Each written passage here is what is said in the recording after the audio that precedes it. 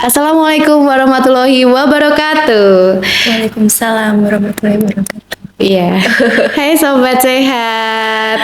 Selamat datang di podcast Dinas Kesehatan Kabupaten Blora pada acara Bintek, Bincang tentang Kesehatan. Bersama saya Via Diarisma Anggarika sebagai host, dan di sebelah saya ada Ibu Dokter cantik ya. Namanya Dokter Fitria Ayu Sutanti Sujono sebagai narasumber pada hari ini. Kami berdua dari Puskesmas Cepu Kabupaten Blora.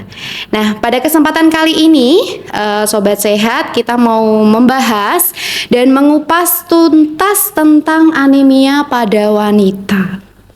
Nah, sebelum memulai lebih lanjut nih, ada baiknya kita tahu ya asal-usul narasumber kita pada kesempatan kali ini. Silahkan dokter memperkenalkan terlebih dahulu. Oke, terima kasih Mbak Via. Iya. Perkenalkan, nama saya Dr. Fitria Ayu ya, biasa dipanggil Dr. Vita.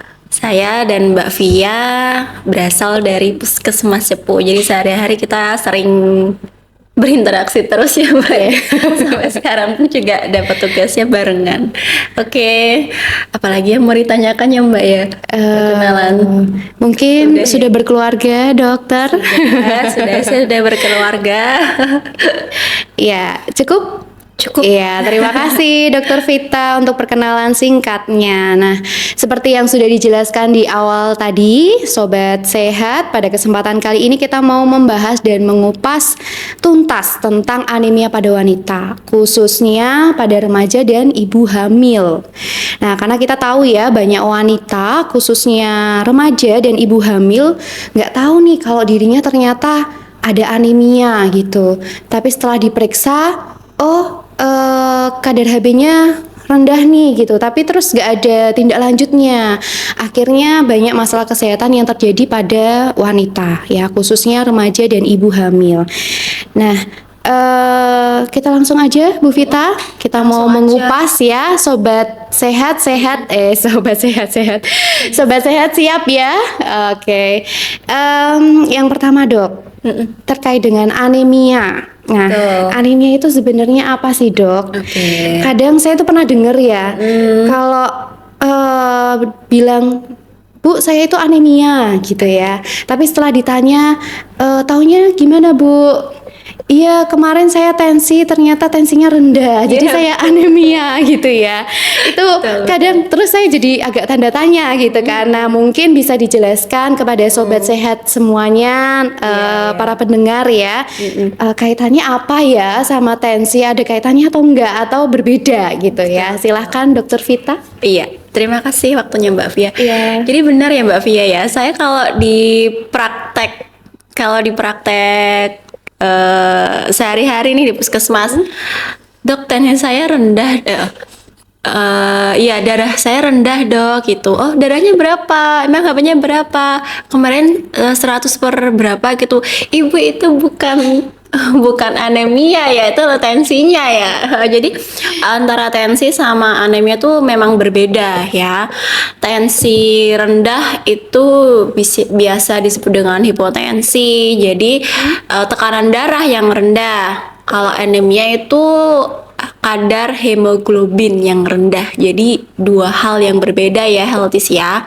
Nah, sebenarnya anemia ini tuh merupakan penyakit yang dapat terjadi pada semua golongan umur, baik pada bayi atau anak kecil, kemudian usia remaja, dewasa, bahkan lansia pun itu sangat rentan terjadi anemia.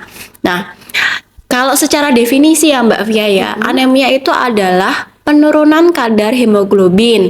Kalau laki-laki itu di bawah 13, kalau perempuan itu di bawah 12. Nah, hati-hati nih kalau misalkan ditemukan kadar HB-nya di bawah nilai normal, bisa jadi arahnya ke anemia begitu. Nah, ternyata dari hasil ada data nih, data Riskesdas 2018.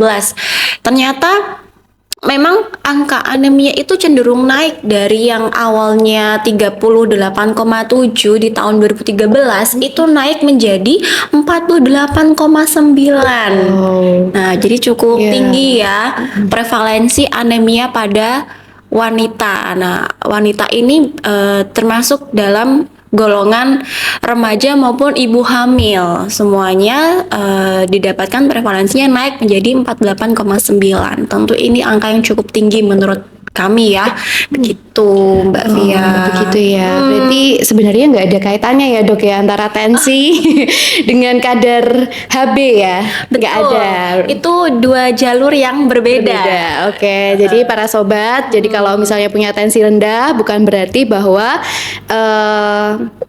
kita mengalami anemia ya, perlu diingat itu. Terus ini dok, sebenarnya kalau orang itu dikatakan anemia, itu apakah hanya satu kali pemeriksaan nih HB-nya rendah gitu ya, seperti yang dokter katakan tadi, itu dibilang oh langsung dianggap anemia nih gitu ya. Terus nanti ada pengobatan lebih lanjut atau seperti kayak pemeriksaan DM sama diabetes atau hipertensi itu kan kita harus melihat dalam durasi beberapa waktu ya, baru kita bisa simpulkan bahwa oh ini kena DM, ini kena HT. Nah, apakah anemia juga berperilaku seperti itu juga gitu? Kalau untuk pemeriksaan anemia, setahu saya misalkan sekali dicek hasilnya langsung keluar turun ya memang sudah langsung menjadi diagnosa sih Mbak. Gitu ya. Kalau beda ya sama darah tinggi gitu. Kalau darah tinggi kan perlu minimal 2 kali pengukuran di waktu yang berbeda. Kalau anemia sekalinya dicek, oh ini HB-nya turun. Nah biasanya kita tidak langsung percaya dulu, alias dilihat tanda-tandanya ya. Apakah ada tanda-tanda mengarah ke anemia juga ini? Yang paling gampang adalah pucat di area tangan. Jadi kita bisa membandingkan tangan kita sebagai pemeriksa atau sebagai dokternya ke tangan pasien kita untuk menilai apakah ini memang mengarah pada anemia atau tidak. Baik itu sebelum atau setelah dicek HB-nya begitu. Iya. Karena kadang-kadang pasien dengan anemia yang ringan, yang turunnya nggak terlalu banyak, itu nggak terlalu kelihatan gejalanya gitu ya. Paling ya gejala-gejala yang lemah, letih, lesu, pusing seperti itu. Jadi kalau misalkan sudah dicek lab, Ya. HB-nya turun ya langsung kita tata laksana. Semakin gitu ya. cepat semakin baik tata laksananya seperti itu.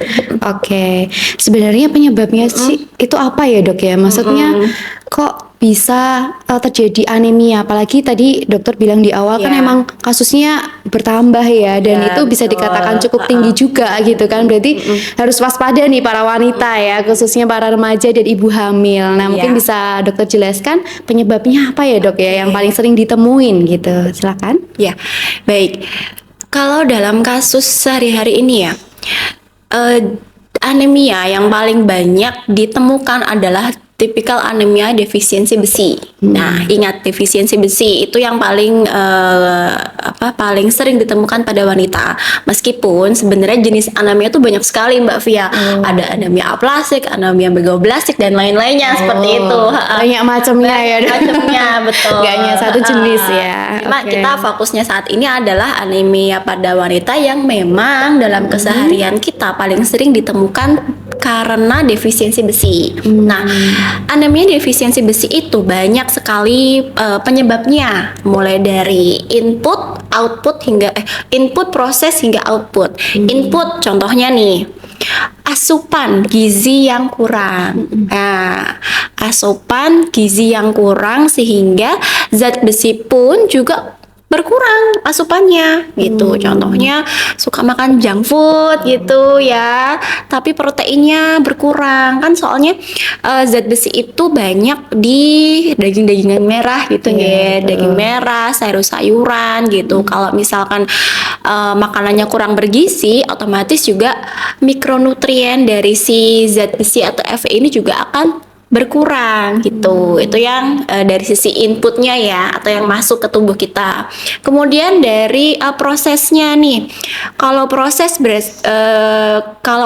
berarti ada gangguan proses si absorpsi besi ke tubuh. Nah, biasanya ini sering disebabkan karena infeksi cacing. Jadi si cacing ini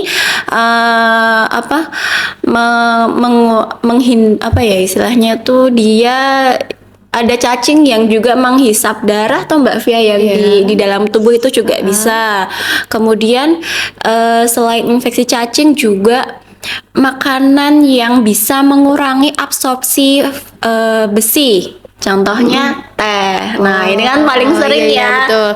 Kita remaja minum teh. Betul, sering es teh ya. Depan puskesmas itu. Iya, oke.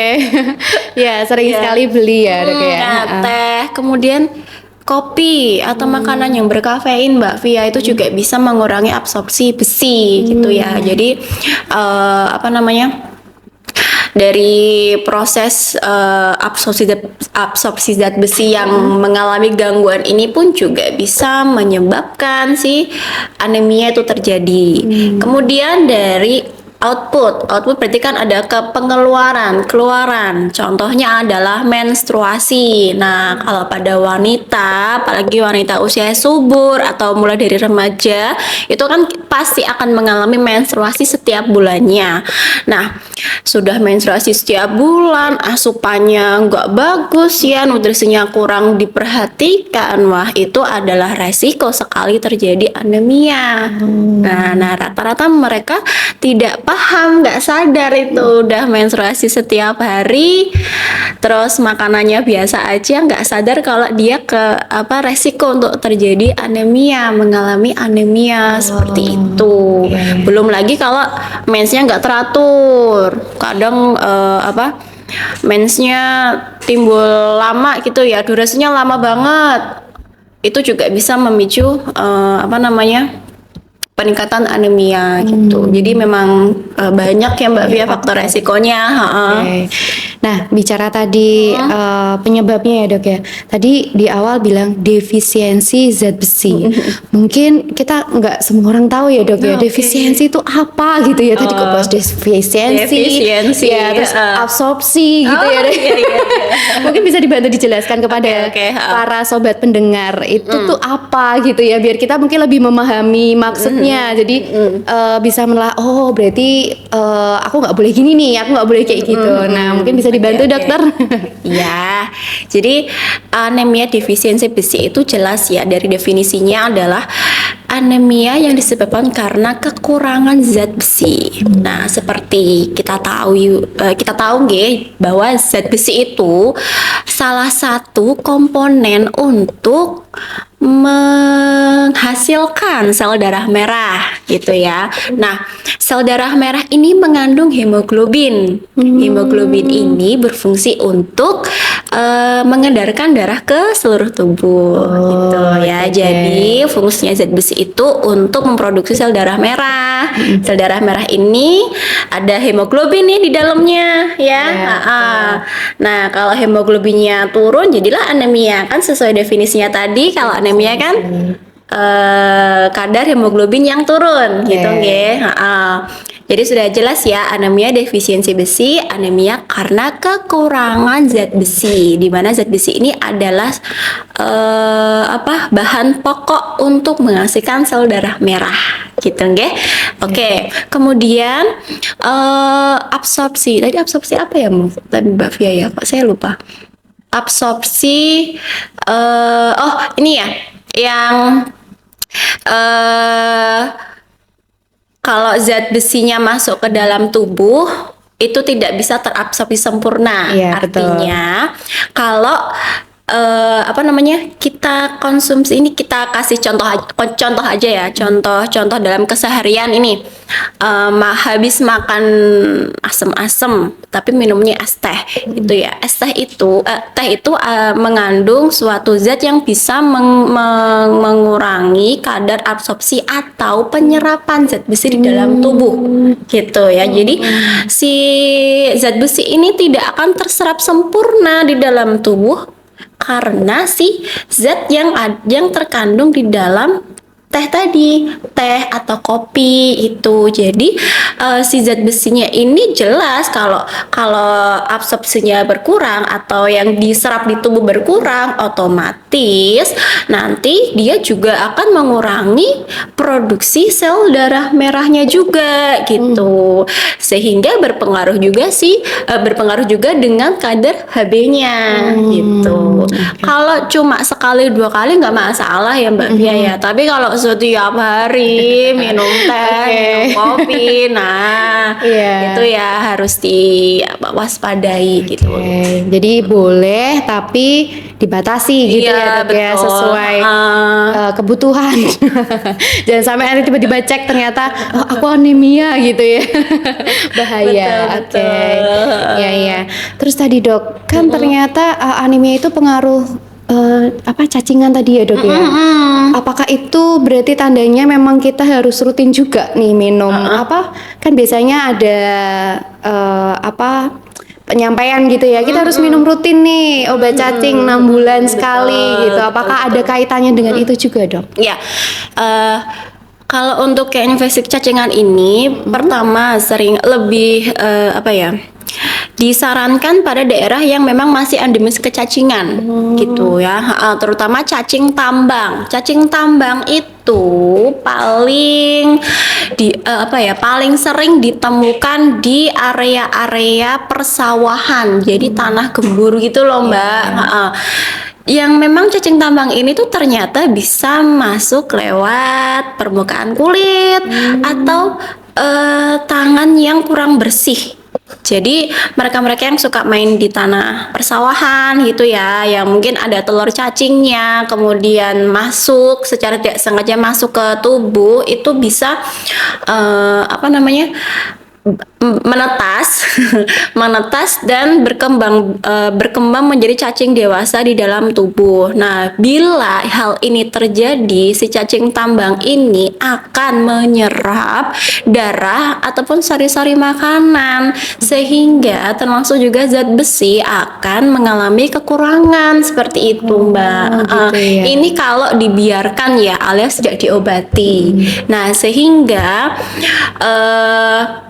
disarankan kalau untuk anak kecil ya terutama ya, disarankan untuk minum tablet itu ya, tablet untuk cacing ya, yang sampai sekarang masih jadi program pemerintah kan ya Mbak ya.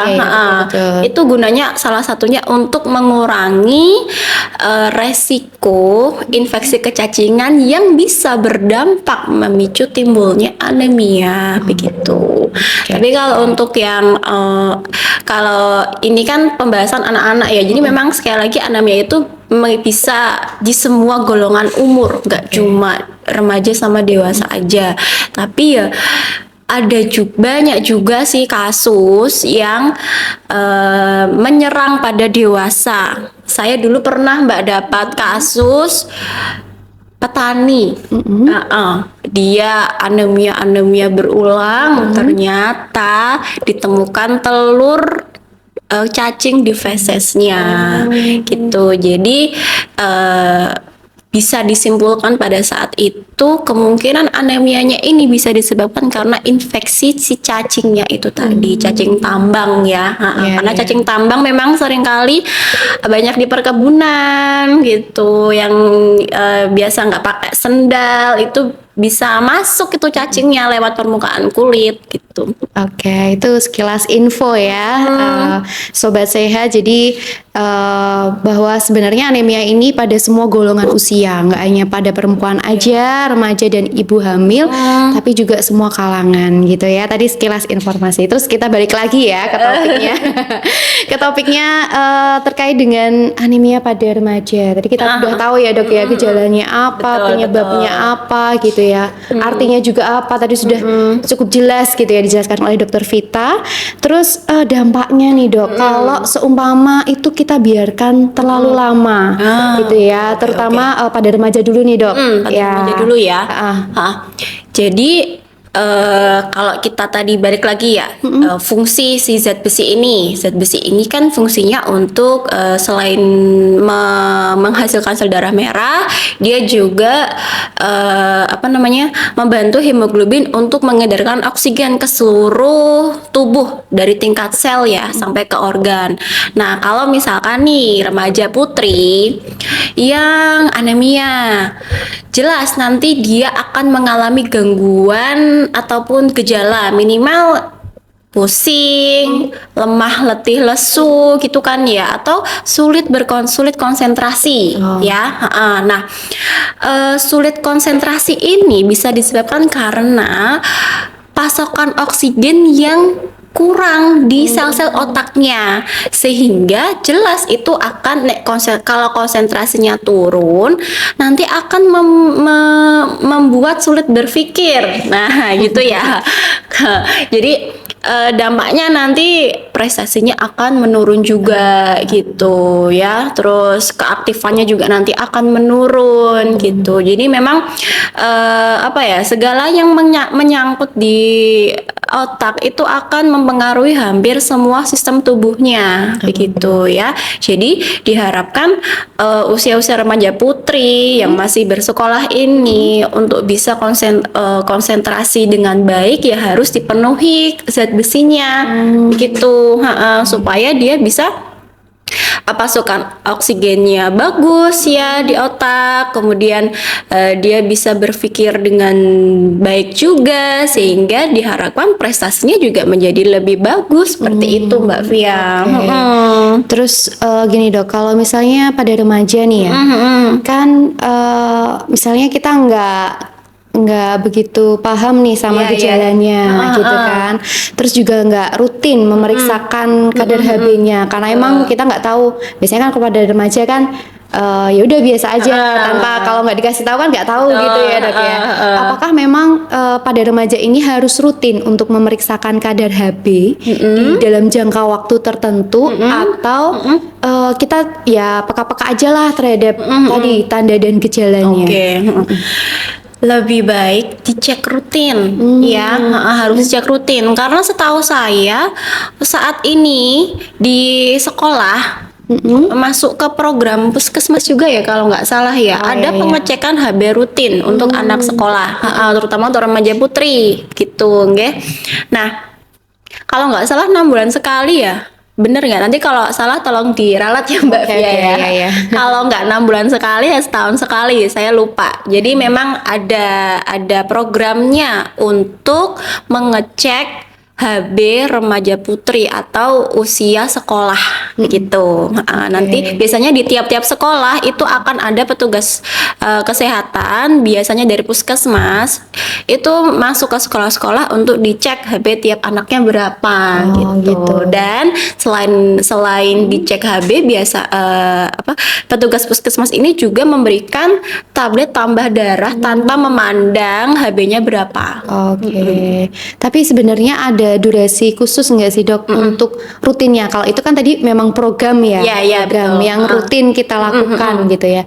Tapi sebenarnya ada nggak sih durasi waktu tertentu untuk ini anak saya atau saya sendiri gitu ya harus memeriksakan kadar HB nih? Setahu saya sih ada juga ya Mbak Via ya. Cuma saya untuk waktunya pun kalau nggak salah 1 tahun sekali ya. Kalau tidak salah. Nanti kalau misalnya saya salah coba dikoreksi lagi ya Mbak Via. Iya, sebaiknya dicek rutin ya bagi yang punya remaja putri ya, atau usia 15 tahun ke atas, minimal 1 tahun sekali untuk dicek HB-nya berapa gitu. Dan tapi selain dicek HB, tindakan preventifnya juga harus lebih penting ya Mbak Via ya. Jadi mau kadar HB berapapun, pokoknya tindakan preventif untuk pencegahan anemia tetap harus dilakukan seperti itu. Nah, kalau untuk minum tablet tambah darahnya sendiri nih Dok, kan biasanya dikasih nih ya, gitu. Itu untuk minumnya gimana nih Dok? Dari segi dosisnya, terus untuk cara minumnya, apakah setelah makan atau sebelum makan, pada waktu apa nih gitu kan. Iya. Ya, biar pada jelas semua nih ya, kita jelasin di sini juga gitu ya. Oke. Iya. Untuk tablet tambah darah biasanya diminum itu minimal 3 bulan. Minimal 3 bulan kalau apa namanya dari hasil pemeriksaan itu mengarah pada anemia. Jadi harus diminum terus menerus setiap hari selama jangka waktu kalau nggak salah 3 bulanan gitu Mbak Via. Minimal ya dok ya itu ya. 3 bulanan. Nah kemudian kalau pas hamil kebutuhan zat besi itu malah 3 kali lebih besar dibandingkan kebutuhan harian biasa Mbak Via. Jadi makanya kebutuhan zat besi atau si Fe ini tuh sangat-sangat penting sekali, harus diperhatikan gitu. Iya, apalagi kalau ibu hamil rebutan sama anaknya yang di dalam kandungan ya. Jadi memang harus ekstra ya dok ya. Oke.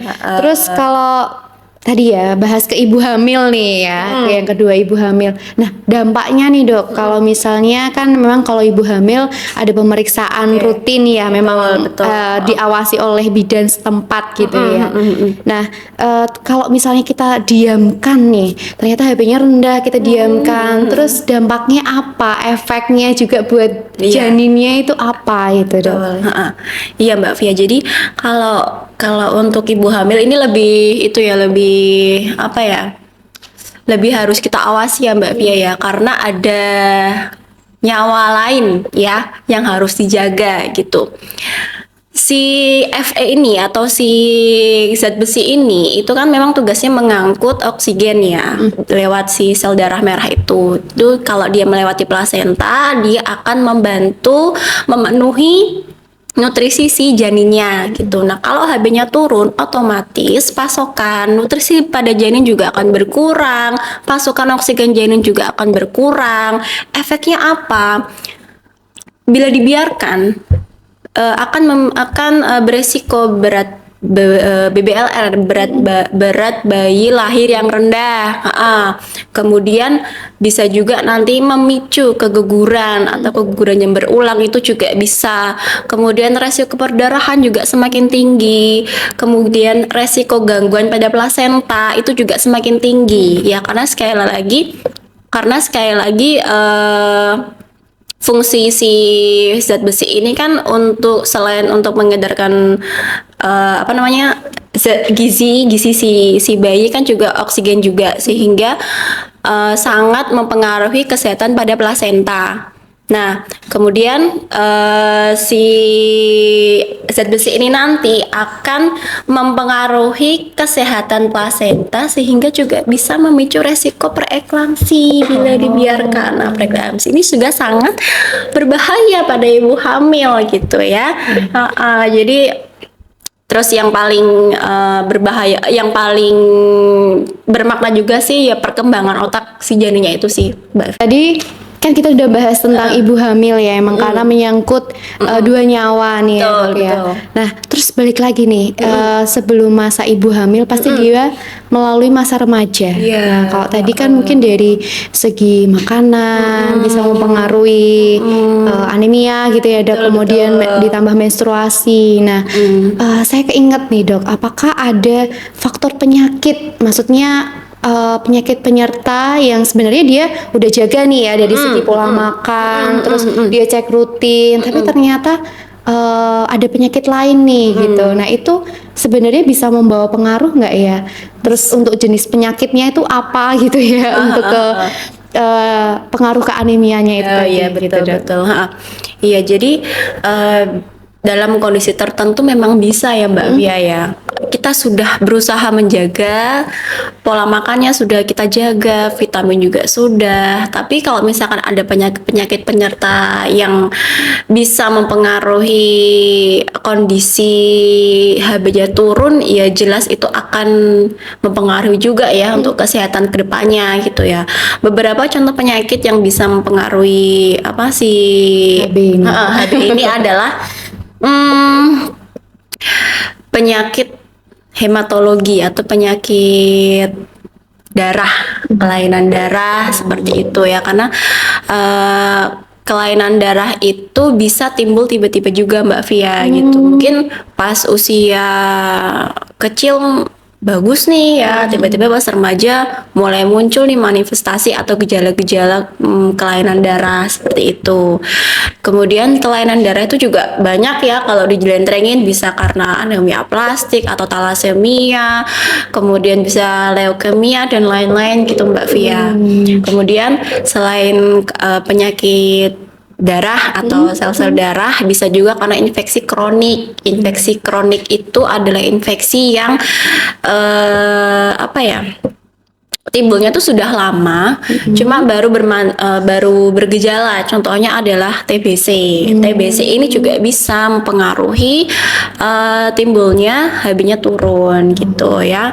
Ini TBC itu salah satu penyakit menular juga Mbak Via nggih.